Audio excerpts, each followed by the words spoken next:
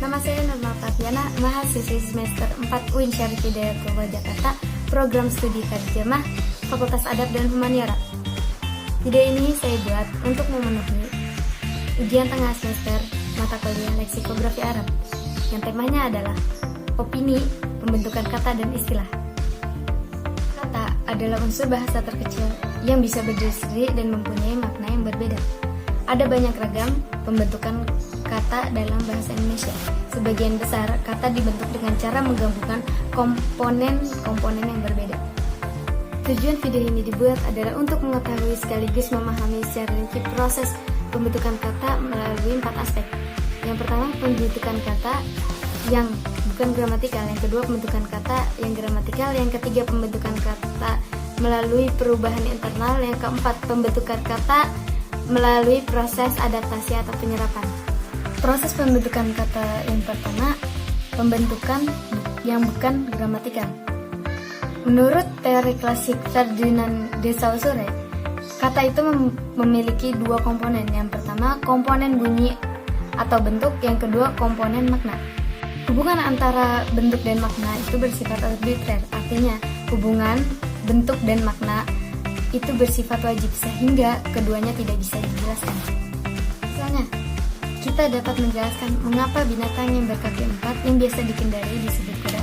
Dengan kata lain, pembentukan kata kuda untuk mewadahi konsep binatang berkaki 4 yang biasa dikendarai tidak dapat dilacak dan diketahui cara pembentukannya.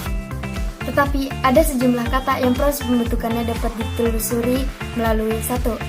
Onomatope, 2. Proses akronimisasi, dan yang terakhir pengambilan dari nama penemu, pembuat, tokoh, dan nama tempat.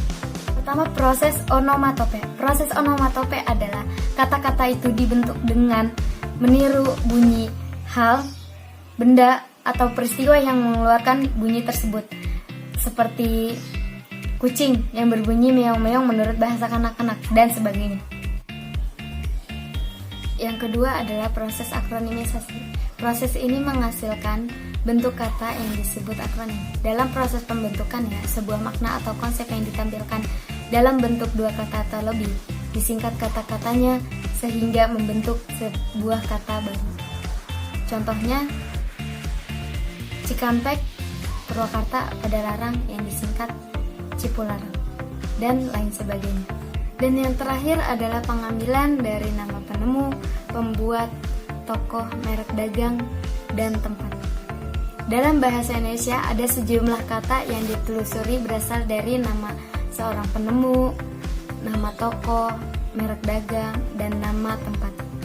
Contoh yang berasal dari nama penemu adalah kata mujair atau sejenis ikan tawar yang ditemukan dan diternak oleh petani asal Kediri, Jawa Timur yang bernama Mujahir.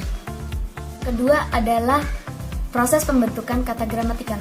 Kata-kata jadi maupun kata-kata yang dibentuk melalui proses onomatope dan proses akronimisasi dalam pertuturan biasanya perlu dibentuk dulu menjadi kata gramatikal melalui proses gramatika, yaitu prosafisasi, proses reduplikasi, proses komposisi, dan proses konversi. Yang pertama, proses pembentukan kata melalui proses afiksasi. Proses membubuhkan afiks pada bentuk dasar untuk membentuk kata baru yang secara gramatikal memiliki status yang berbeda dengan bentuk dasarnya, dan secara semantik memiliki makna baru atau konsep baru yang berbeda dengan bentuk dasarnya.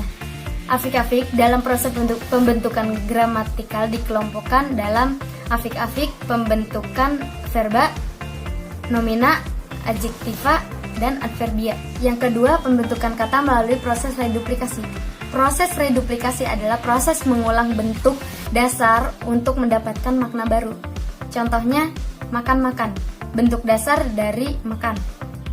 Yang ketiga adalah pembentukan kata melalui proses komposisi. Komposisi berkenaan dengan morfologi untuk mengacu pada 2 buah kata atau lebih untuk suatu konsep. Sedangkan frase berkenaan dengan 2 buah kata atau lebih yang menduduki salah satu fungsi kalimat, entah subjek, predikat, maupun objek. Dan yang terakhir adalah proses konversi. Konversi lazim juga disebut derivasi zero, transmutasi, atau transposisi. Adalah proses pembentukan kata dari sebuah bentuk berkategori lain tanpa mengubah bentuk tersebut. Ketiga, perubahan internal. 12 perubahan internal yang patut ditengahkan. Pertama, proses metathesis, proses epenthesis, proses protesis, proses aperesis, proses sinkop, proses apokope, proses elipsis, proses asimilasi, proses disimulasi, proses diptomisasi, proses monoftomisasi, proses parogo. Dan yang terakhir, proses adaptasi atau penyerapan. Kosakata bahasa Indonesia selain berasal dari bahasa Melayu juga bersumber dari berbagai bahasa asing, baik dari bahasa Eropa, Asia, dan bahasa-bahasa Nusantara. Pengambilan dari berbagai bahasa asing berlangsung lama. Pembentukan istilah. Istilah adalah kata atau gabungan kata yang maknanya sudah pasti dan hanya digunakan dalam bidang ilmu atau kegiatan tertentu. Sedangkan kata masih memiliki makna yang belum pasti, karena sangat bergantung pada konteks kalimat dan konteks situasinya. Cukup sekian dari saya. Wassalamualaikum warahmatullahi wabarakatuh.